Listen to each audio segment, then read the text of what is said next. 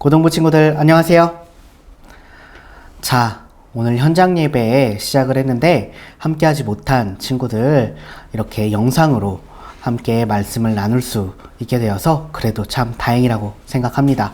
우리 옆에 있는 가족들 있나요? 아니면 뭐 혼자 있으면 전도사님하고 사랑하고 축복합니다 라고 인사하고 시작합시다. 사랑하고 축복합니다. 네, 사랑하고 축복해요. 네, 오늘은 인정 구원의 첫걸음이라는 말씀을 가지고 함께 여러분과 말씀을 나눠보려고 합니다. 본문 말씀은 구약성경 여호수아 20장 1절에서 6절까지의 말씀입니다. 여호수아 20장 1절에서부터 6절까지의 말씀이에요. 전사님이 먼저 읽을 테니까 여러분도 함께 읽어보도록 합시다. 여호와께서 여호수아에게 말씀하여 이르시되 이스라엘 자손에게 말하여 이르기를 내가 모세를 통하여 너희에게 말한 도피성들을 너희를 위해 정하여 부지 중에 실수로 사람을 죽인 자를 그리로 도망하게 하라. 이는 너희를 위해 피해 보복자를 피할 곳이니라. 이 성읍들 중에 하나에 도피하는 자는 그 성읍에 들어가는 문 어귀에 서서 그 성읍의 장로들의 귀에 자기의 사건을 말할 것이요 그들은 그를 성읍에 받아들여 한 곳을 주어 자기들 중에 거주하게 하고 피해 보복자가 그의 뒤를 따라온다 할지라도 그들은 그 살인자를 그의 손에 내주지 말지니 이는 본래 미워함이 없이 부지 중에 그의 이웃을 죽였음이라. 그 살인자는 회중 앞에 서서 재판을 받기까지 또는 그 당시 대제사장이 죽기까지 그 성읍에 거주하다가 그 후에 그 살인자는 그 성읍 곧 자기가 도망하여 나온 자기 성읍 자기 집으로 돌아갈지니라 하라 하시니라. 아멘.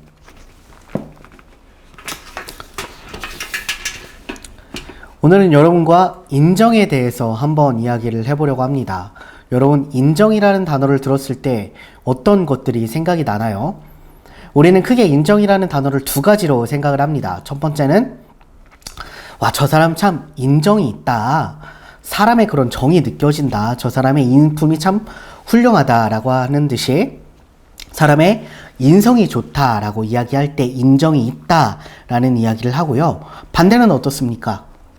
저 사람 참 인정이 없어 라고 하는 거는 저 사람에게 참 인간적인 면모가 없다, 인간적인 정이 없다 라고 부정적인 의미로 쓰이는 첫 번째 인정이 있습니다.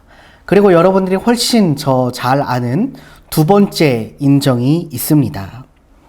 인정? 인정 할 때 바로 그 인정이죠. 영어로 admit이라고 합니다. 여러분도 너무나도 잘 알고 있는 단어죠. 인정이라는 게 사전에서 찾아보니까 확실히 그렇다고 여기다 라는 게 인정이에요. 지금 앞에 중등부 전도사님께서 계신데 이주영 전도사님이 잘생기셨다. 인정? 이라고 물어봤을 때 인정? 이라고 한다는 건 중등부 전도사님이 진짜 잘생겼다 라고 이야기하는 겁니다. 반대로 이주영 전도사님이 잘생겼나요? 라고 물어봤을 때 노 인정 이라고 하는 건 확실히 그렇다고 여기진 않는다라는 거예요. 네, 앞에서 지금 고개를 푹 숙이고 계신데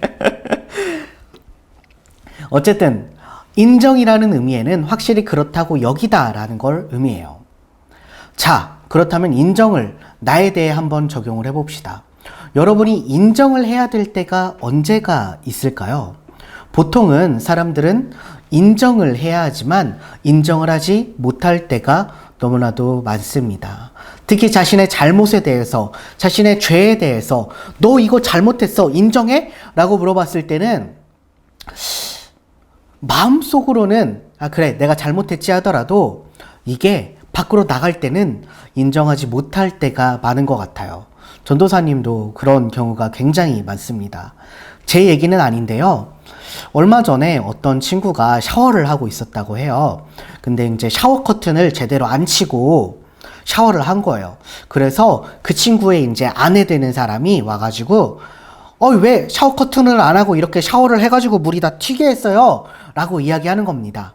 근데 그 친구가 제가가 아니라 그 친구가 약간 마음이 상했던 거예요. 분명히 전도사님이 잘못했잖아요. 샤워 커튼을 치고 샤워를 했어야 되는데. 근데 그걸 인정하지 못해가지고 도리어 왜 그런 것까지 뭐라고 해요? 라고 잠깐의 언쟁이 있었습니다. 전도사님은 물론 행복하고요. 이렇게 사람들은 생각보다 인정하는 것에 되게 인색해요. 분명히 내가 잘못한 것임에도 불구하고 그 잘못에 대해 이야기를 해줬을 때 사람들은 내가 잘못했어요. 그래요. 전적으로 그래요. 라고 인정하기보다 그것에는 이유가 있어요. 내 얘기를 들어봐요. 변명을 하기에 바쁘고 자기 이야기를 하기에 바쁩니다. 게다가 자신이 혹시 최선을 다한 일이 있잖아요. 자신이 어쩔 수 없는 일이 있잖아요. 자기는 정말 한다고 노력했는데 안 되는 일들에 대해서 당신의 잘못을 물었을 때 그것을 온전히 내 잘못이라고 인정할 수 있는 사람은 얼마나 될까요? 내가 한 것이 아님에도 불구하고 내 잘못이라고 이야기할 때 그것을 인정을 하기는 어렵습니다. 저는 어렸을 때부터 신앙생활을 했기 때문에 초등학생 무렵인가요? 그전에는 되게 잘 믿다가 한 가지 의문점이 생겼어요. 되게 신앙생활에서 큰 부분에 대한 의문점이 생겼는데 바로 내가 과연 죄인일까라는 부분입니다. 전사님이 지금부터 약간 좀 플렉스를 해볼게요. 전사님은 초등학교 때 문제가 틀린다? 그게 뭔지 잘 몰랐어요. 문제가 틀린 적이 없었어요. 뭐 받아쓰기건 뭐 성경 퀴즈건 뭐 교회에서 하는 성경 퀴즈들 뭐 어른보다 더 잘 풀고 뭐 그딴 식이었어요. 굉장히 교회에서나 학교에서나 집에서나 말 그대로 그런 되게 모범적인 어린이였는데 그래서 제 생각에 그런 생각이 든 거예요. 나는 정말 잘 지내고 있는데 나는 정말 하나님 말씀도 잘 듣고 선생님 말씀도 잘 듣고 친구들이랑도 사이좋게 지내고 죄가 하나도 없는 것 같은데 왜 성경에서는 나를 죄인이라고 하는가? 에 대해서 굉장히 좀 궁금했어요. 전도사님이 지금도 그렇지만 그때라고 죄인이 아니었을까요? 맞아요. 그때도 죄인이었어요. 그리고 그 어린아이였던 요한이도 알고 있었어요. 제가 분명히 죄를 갖고 있지만 그 죄들에는 이유가 있다라고 하고 인정하지 않았던 거예요. 제가 그것들을 멀리했던 거예요. 분명한 죄인이지만 인정하지 않으니까 제가 죄인 된 것을 알지 못했던 거예요. 그러다가 제가 여러분들 나이쯤 됐을 때 한 가지의 큰 사건을 통해서 예수님을 만나는 사건을 통해서 제 자신이 변화됐는데 가장 먼저 변화된 부분이 어떤 거냐? 바로 제가 죄인임을 인정하는 거였어요. 그 전까지는 제가 죄인인 것을 인정하지 못했어요. 다른 사람들이 그리고 목사님이 전도사님들이 너희들은 죄인이야. 하나님께서 너희들을 죄인이었지만 예수님을 통해서 구원해 주셨어 라고 이야기를 하면 겉으로는 이렇게 끄덕끄덕했지만 속으로는 내가 그 정도까지의 죄인이야? 라는 생각을 하게 되었습니다. 제가 진짜 믿지 못했던 거죠. 하지만 예수님을 진짜로 믿는다는 건, 하나님을 진짜로 믿는다는 건 죄인됨을 시인하고 인정하는 것에서부터 시작이 됩니다. 오늘 성경 본문에서는 여러분에게 조금 생소한 곳이 하나 나옵니다. 그곳은 바로 도피성이죠. 도피성은 말 그대로 피할 수 있는 성이라는 뜻입니다. 이스라엘 전역에 총 6개가 존재했는데요. 그 이스라엘에 총 6개가 존재했던 그 도피성의 역할은 무엇이었을까요? 무엇을 피하게 했을까요? 놀라지 마세요. 놀랍게도 오늘 본문 말씀에 나온 것처럼 살인자가 도피할 수 있는 곳이 바로 도피성이었습니다. 이스라엘이라고 해서 지금처럼 살인자에 대해 막 이렇게 손가락질하지 않고 막 관대했기 때문에 이 도피성이라는 것이 만들어졌던 걸까요? 아니요. 이스라엘의 율법은 지금보다 훨씬 더 엄격했어요. 내 가족 중에 이렇게 다른 사람에 의해서 죽는 사람이 생긴다면 그 친척들 중에 한 명이 그 사람을 가서 당장에 때려 죽여도 율법상으로는 아무런 문제가 없는 그런 사회가 바로 이스라엘 사회였는데 하나님께서는 왜 도피성을 만드셨던 걸까요? 그것은 바로 부지 중에 살인한 자를 위해 하나님께서는 도피성을 만드셨습니다. 부지 중이라는 건 나도 모르게 실수로 사람을 죽였다라는 거예요. 그것은 약간 우리의 모습과도 같지 않습니까? 우리도 하나님 앞에 죄를 짓겠다고 해서 짓는 죄는 거의 없을 거예요. 난 하나님 앞에 죄를 지을 거야 해가지고 막 친구들 가가지고 막 죽박 날리고 친구들 돈 훔치고 막 일부러 그런 친구 없을 거 아니에요. 나는 내 열심대로 살아간다고 살아갔는데, 나는 하나님 앞에서 열심히 살아보려고 했는데, 사람들 앞에서, 사회 안에서, 학교 안에서 열심히 살아보려고 발버둥 친 그 발버둥 안에서 지은 죄들, 그 지은 죄들을 위해서 하나님께서는 도피성을 마련해 두셨다라는 겁니다. 도피성은 이런 것이에요. 큰 죄, 말 그대로 살인죄를 저지른 사람이라도 그 사람이 다른 사람을 미워해서 해칠 의도로 하지 않았다면 그 사람을 이제 재판이 있을 때까지 그 사람을 안전하게 다른 사람으로부터 보호해주고 재판이 있을 때까지 머물게 해주는 곳이 바로 도피성이었다라는 겁니다. 그래서 정당한 재판을 받을 수 있을 때까지 기다리게 해줬어요. 도피성이란 곳은 이처럼 부지 중에 살인을 저지른 사람이 마지막으로 머무를 수 있는, 마지막으로 찾아갈 수 있는 곳이었습니다. 죽음으로 갚아야 하는 자신의 죄를 다시 한번 기회를 얻게 하고 삶을 살아갈 수 있게 하는 곳이 바로 도피성이라는 거예요. 찬양 가사 중에 이런 말 많이 들어봤을 거예요. 주는 나의 피난처다. 주는 나의 도피성이다. 이것은 너무나 은혜로운 가사지만 그 속에는 내가 죄인이다 라는 것을 내포하고 있습니다. 도피성은 어떤 곳이라고요? 살인자들이 가는 곳이라고요. 하지만 오늘 말씀을 보면요, 도피성을 가기 위해서는 한 가지의 조건이 존재했습니다. 한 가지의 조건. 이 조건을 충족시키지 못하면 아무리 대단한 사람이라도, 아무리 작은 죄를 지은 사람이라도, 큰 죄를 지은 사람이라도 남녀노소 누구 할 거 상관없이 도피성에 들어가지 못했어요. 그렇다면 그 한 가지 조건이 무엇이느냐? 바로 자신의 죄를 자백하는 것입니다. 오늘 말씀을 다시 한번 볼까요? 오늘 말씀을 보면요, 도피성에 열심히 도망가서 일을 얻던 사람이 가장 먼저 해야 되는 일은 바로 그 도피성 안에 있는 장로들에게 자신의 죄를 고하는 것입니다. 자신의 죄를 인정하는 거예요. 정말 힘들게 달려왔지만, 그 문 앞에까지 다다랐지만 자신의 죄를 인정하지 못하면 그 도피성 안으로 들어갈 수가 없다라는 겁니다. 이것은 우리에도 마찬가지입니다. 정말 삶이 힘들어서 하나님을 찾아가요. 하나님만이 나의 도피성이 되는 것 같아서, 주님만이 나의 도피성이 되는 것 같아서 주님을 열심히 찾아갔습니다. 기도를 합니다. 그런데 가장 결정적인 순간에 여러분들이 멈칫거리는 게 뭐냐면 나의 죄를 고백하는 거예요. 하나님 앞에까지 다가갔는데, 말만 하면 되는데, 하나님 내가 죄인이에요. 내가 살인자입니다. 라고 이야기만 하면 되는데, 그 도피성 앞에서 자신의 죄를 온전히 고백하지 못한다면 그 도피성 안으로 들어갈 수가 없다라는 겁니다. 우리의 삶 또한 믿는다고 하고 있지만, 하나님 앞에 가려고 하고 있지만, 우리도 하나님만이 우리의 도피성이라서 하나님 그 품 안으로 들어가고 싶지만, 도피성 안으로 들어가고 싶지만, 여러분들이 꾸물거린다면, 여러분들이 자신의 죄인됨을 고백하지 않는다면 결국에는 그 도피성 안으로 들어갈 수 없다라는 겁니다. 사람들은 자신의 죄를 인정하라라고 이야기했을 때 이렇게 이야기합니다. 하나님, 그땐 제가 어쩔 수 없었어요.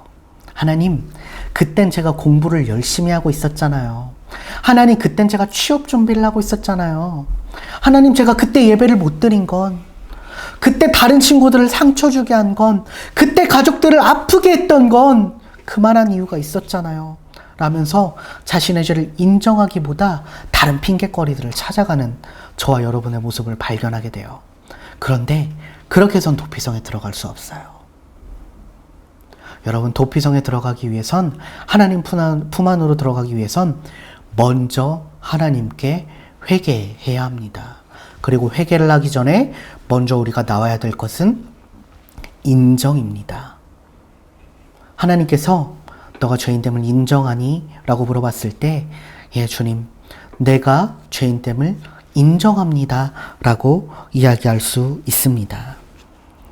도피성에 있는 자는 가난한 자, 부유한 자, 학식이 있는 자, 신분이 높거나 낮은 자, 그와의 막론하고 그 안에 들어가기 위해서 먼저 해야 됐던 건 뭐라고요?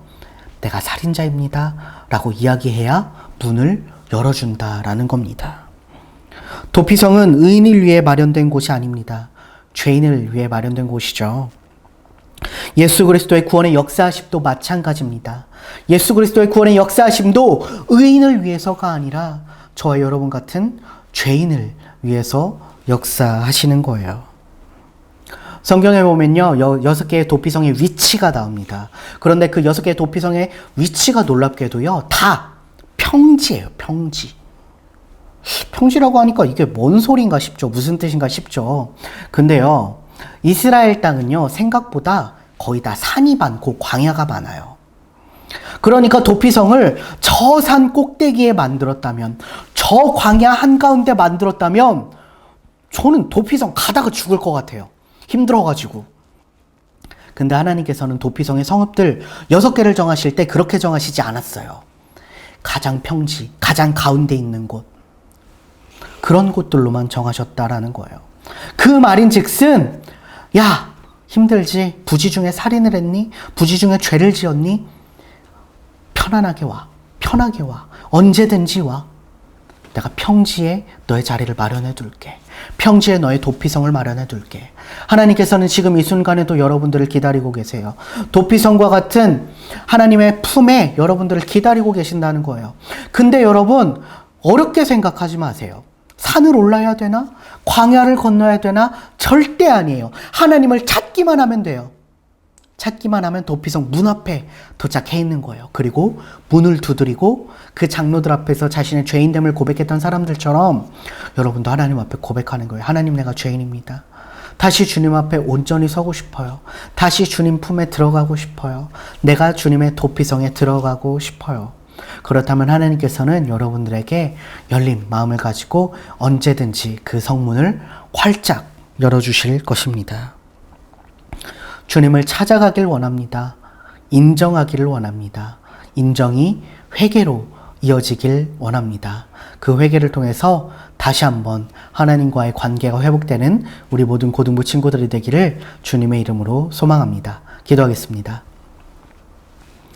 사랑의 하나님 아버지, 감사합니다. 주님, 우리가 죄인됨을 고백하길 원합니다. 나의 죄를 다시 한번 바라보길 원합니다. 주님, 이 모든 순간 주님께서 우리에게 원하시는 것이 무엇인지 다시 한번 깨닫기를 원합니다. 주님, 오늘 말씀을 통하여서 주님께서 우리의 도피성이 되심을 알게 하셨습니다. 주님, 우리가 삶이 힘들고 학교 생활이 힘들고 공부가 힘들고 여러 가지 가정의 것들이 힘들지만 주님, 이럴 때일수록 더욱더 주님을 찾길 원합니다. 주님의 도피성에 나아가길 원합니다. 그리고 먼저 그 도피성에 들어가기 위해서 나의 나된 것을 내려놓고 주님 앞에 인정하길 원합니다. 주님, 이 인정을 통하여서 회개를 이루고 그 회개를 통하여서 다시 한번 주님과 가까워지는 우리 고등부 친구들이 될 수 있게 도와주세요. 이제 본격적인 시험 기간입니다. 주님, 우리 본격적인 시험 기간 가운데서도 우리 고등부 친구들 지켜주시고 함께 해주실 것을 믿습니다. 사랑이 많으신 예수님의 이름으로 기도드립니다. 아멘.